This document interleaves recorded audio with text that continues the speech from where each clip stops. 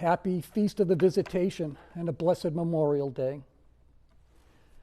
On this national holiday, we remember those who sacrificed their lives to protect this country. As Jesus said, there is no greater love than to lay one's life down for a friend. But on this Feast of the Visitation, let us also consider the family members of those who gave their lives or were terribly wounded or continue to put themselves in harm's way. And I am especially thinking about their mothers, for they so loved their children even when grown. In a sense, Jesus' mother was a type of Gold Star mom. I first started thinking about the families of service members in 2007. At that time, the fighting was still heavy in the Middle East, and our 17-year-old hockey-playing son decided he wanted to join the Marine Corps Infantry. To help him make an informed decision, I showed him videos on those who had fallen or were terribly wounded. His mother knew these discussions were going on, but said nothing.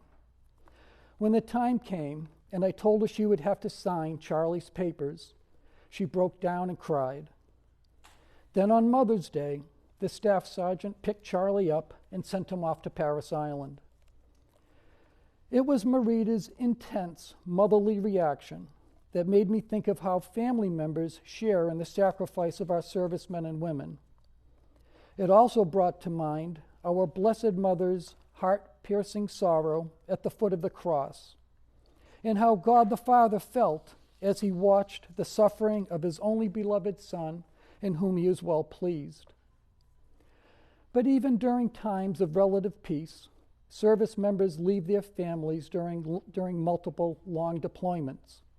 In a few days, our youngest son will finish 4 years as a Marine, where he was deployed twice for 7 months.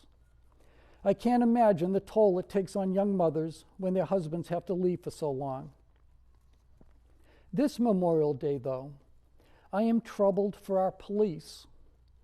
Like firefighters, they leave their homes each day and might have to suddenly face danger. But for the past year, police across the nation have had to work under a dark cloud of negative publicity, and their loved ones have had to endure this too.